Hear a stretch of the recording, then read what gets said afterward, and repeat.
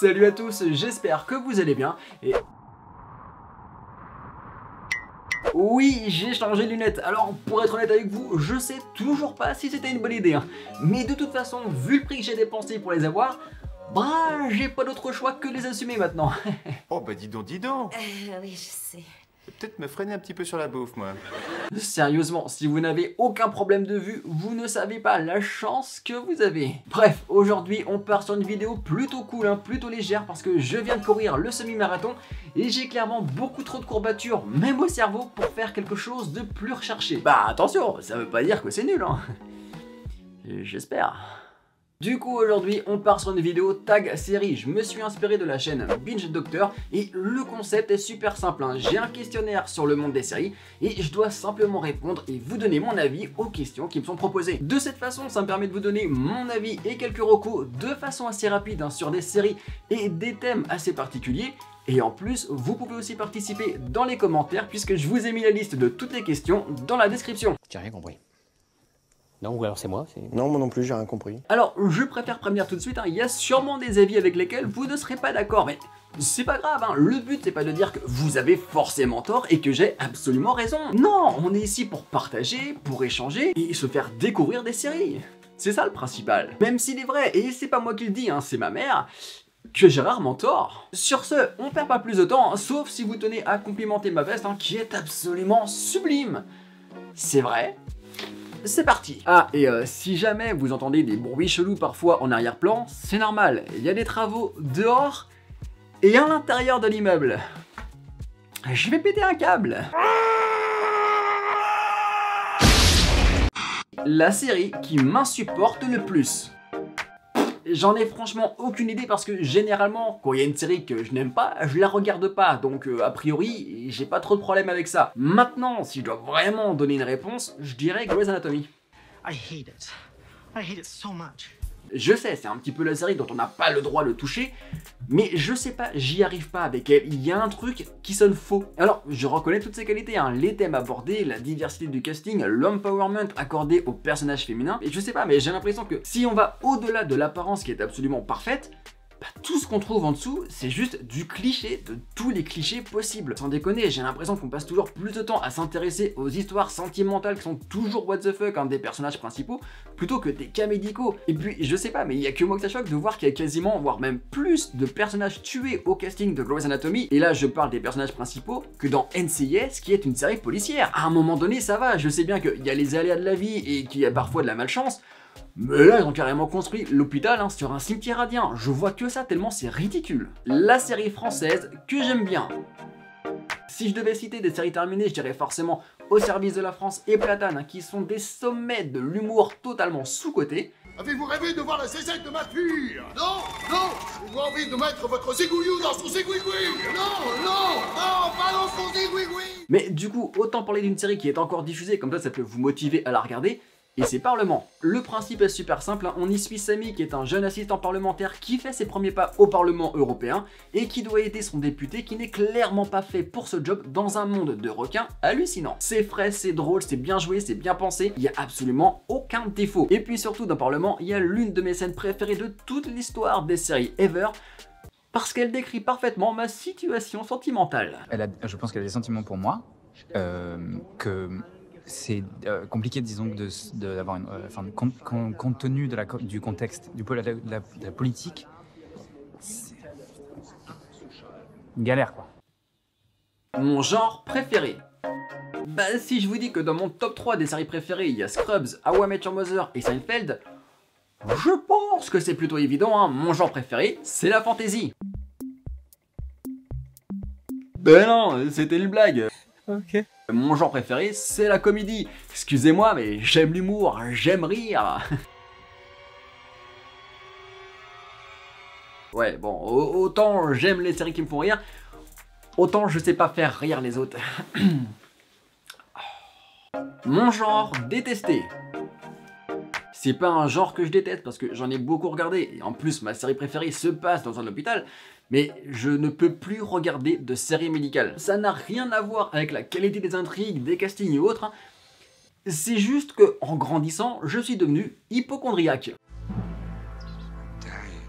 Alors oui, c'est la raison et l'excuse la plus nulle du monde, mais c'est la vérité, hein. Je ne peux plus regarder les séries médicales parce que à chaque fois que je vois un épisode, j'ai toujours peur que ce que je vois, ça m'arrive aussi. Parce que mine de rien, fatalement, plus je grandis, et plus j'ai de chance de choper un tel truc. Là, je dis ça un petit peu en rigolant, mais vraiment, ça me fait flipper. Tout ce qui est cancer et autres maladies que j'ai même pas envie de citer juste par superstition, parce que j'ai pas envie de les attirer vers moi, ça me bloque totalement. Mais vous êtes abruti! C'est celui qui le dit qui y est, autrement dit attention au tour de karma. Idiot! Oui, vite! Et puis, je sais pas, on vit dans un monde assez sombre, assez froid, où clairement l'avenir qui nous attend, bah ça fait pas rêver. Et je sais pas, j'ai pas forcément envie de me saper le moral avec des histoires où des personnages risquent de mourir parce qu'ils sont malades. Flemme. Mon animé préféré. C'est simple, hein, c'est mon animé préféré et mon manga préféré ever, hein. C'est GTO. Alors évidemment, quand on parle d'animé et qu'on regarde ce qui se fait aujourd'hui par rapport à ceux des années 90, le niveau a totalement changé. On est vraiment gâté aujourd'hui. Et ma dernière découverte, que tout le monde connaît désormais, hein, c'est Spy X Family, et vraiment, c'est un petit bijou. Je l'aime d'amour cet animé. Anya, parfaite. Je ne connais pas le nom de la doubleuse japonaise qui fait la voix d'Anya, mais vraiment, c'est une perfection, une performance incroyable.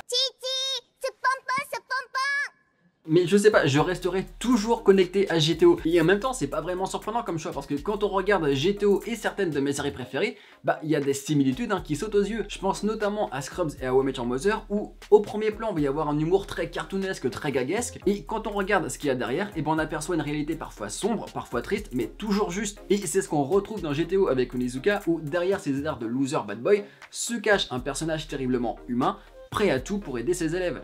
Et je trouve ça vraiment touchant. Et évidemment, puisqu'on parle de l'anime plus que du manga, bah, le doublage est absolument incroyable. Et le doublage français, c'est probablement l'un des meilleurs faits dans le monde de l'animation en France. Qu'est-ce qu'on est chanceux parfois. Votre bras droit, il est inquiétant. Hein? Oh putain la vache, il est énorme ce compte bras! La série que je n'aimais pas au début et que j'ai fini par apprécier. J'ai mis du temps à la trouver, mais en fait c'est super simple, hein, c'est Modern Family. Pendant longtemps, je l'ai détesté pour deux raisons. Déjà, la première raison, c'est que pour moi, Modern Family, c'était un plagiat de Fais pas ci, fais pas ça. Parce que ce qu'il faut savoir, c'est qu'au moment où Fais pas ci, fais pas ça a été lancé en France, il y a eu en même temps un projet d'adaptation qui était fait pour les USA. Et malheureusement, ça s'est pas fait pour diverses raisons. Sauf que, quelques mois plus tard, comme par hasard, ABC a lancé Modern Family. Alors évidemment, les deux séries sont assez différentes quand on les regarde, mais quand même, la coïncidence était tellement énorme que, je sais pas, ça m'a directement refroidi. Non, je vous assure que ça me fait pas rigoler. Et la deuxième raison, c'est bizarre, hein, mais j'étais saoulé de l'avoir remporté autant de récompenses, alors que des séries comme Scrubs ou How I Met Your Mother, qui sont encore une fois mes séries préférées, étaient toujours snoobées. Et du coup, je la rejetais pour ça, parce que je la considérais responsable du boycott de mes chouchous. Mais finalement, j'ai grandi, j'ai mûri, j'ai accepté de la regarder, et bah j'ai adoré. Alors clairement, elle ne méritait pas toutes ces récompenses, hein, mais juste pour avoir inventé le personnage de Phil, je l'aime cette série. I've always said that if my son thinks of me as one of his idiot friends, then I've succeeded as a dad. If he wants to go the wrong way on the escalator, I'm on board. C'est pas la série la plus drôle du monde, c'est pas la série la plus originale du monde, mais c'est vraiment le genre de série où quand tu la mets, quand tu la regardes, t'es bien. Et c'est ça le principal. La série que je veux voir adaptée au cinéma. Aucune. Je suis désolé, hein, je suis ultra vieux jeu, mais les séries c'est des séries, les films c'est des films, et arrêtez de nous casser les couilles à vouloir tout mélanger à chaque fois. Déjà que je n'en peux plus des séries avec des épisodes qui durent plus d'une heure. C'est bon, pas la peine d'aller au cinéma maintenant, y a pas besoin. On peut voir de très belles choses juste en format série sur notre télévision. Ouais, c'est pas faux. Le moment le plus triste d'une série. C'est horrible parce que j'ai deux choix évidents, mais je peux même pas vous les dire parce que j'ai pas envie de vous gâcher la surprise. Du coup, je vais faire super simple et je vous laisserai les découvrir par vous-même. Il y a l'enterrement mis en scène dans Scrubs et la grosse annonce de Marshall par Lily dans How I Met Your Mother. Et vraiment, à chaque fois que je vois ces deux scènes, j'ai des frissons partout et la larme qui coule juste ici. Et même là, le génie de ces deux scènes, c'est qu'elles ne sont jamais faites pour vous faire pleurer. Elles sont sobres, simples, efficaces, brutes. On se prend une claque de réalité à chaque fois et ça fait du bien. C'est très particulier à dire parce que quand on les regarde, on est bouleversé, mais on ressent toute la sincérité des créateurs derrière et c'est ce qui fait qu'elles sont géniales. Après, soyez prévenus, hein, à la fin des visionnages, vous serez en PLS. La série que je suis le seul à aimer. étant donné que c'est ma vidéo et que je fais absolument tout ce que je veux, et bah je vais en citer 4. Dirk Gently, AP Bibio, The Meek et Home Before Dark. Holy crap! Évidemment, je ne suis pas le seul à les regarder et à les aimer, mais je sais pas, je trouve qu'on en parle pas assez et c'est pas juste. En même temps, je suis en train d'y penser, il y en a 3 sur 4 qui sont annulés. Ce qui explique peut-être cela. Mais c'est pas grave, hein. Si vous avez le temps de le regarder, faites-le, elles sont géniales. Après, je vais pas vous mentir, hein, j'ai un petit peu la flemme de faire le résumé de ces 4 séries parce que ça risque de prendre beaucoup trop de temps. Du coup, à la place, eh ben, je vous mets 4 micro-scènes différentes. C'est parti. Hi, Dirk. Huh? I'm happy and sad. Have you ever dated a single mom?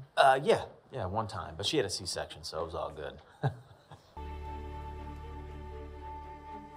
But I'm not gonna stop reporting.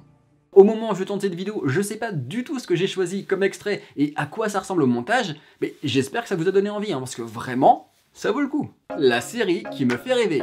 C'est impossible de dire autre chose que Zoé et son incroyable playlist. J'en avais déjà parlé dans une ancienne vidéo, mais vraiment pour moi c'est la définition même de série feel good. Elle est absolument parfaite dans ce domaine.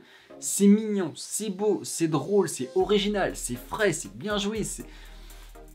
Je suis autant amoureux de cette série que je suis amoureux de Jane Levy. Et vraiment, je suis très amoureux de Jane Levy. Are you crazy? Wow. Je crois qu'après Emma Watson, c'est ma deuxième femme parfaite. Donc vous comprendrez pourquoi c'est ma série de rêve, hein, parce que vraiment, dans mes rêves, bah, il y a Jane Levy. Hein.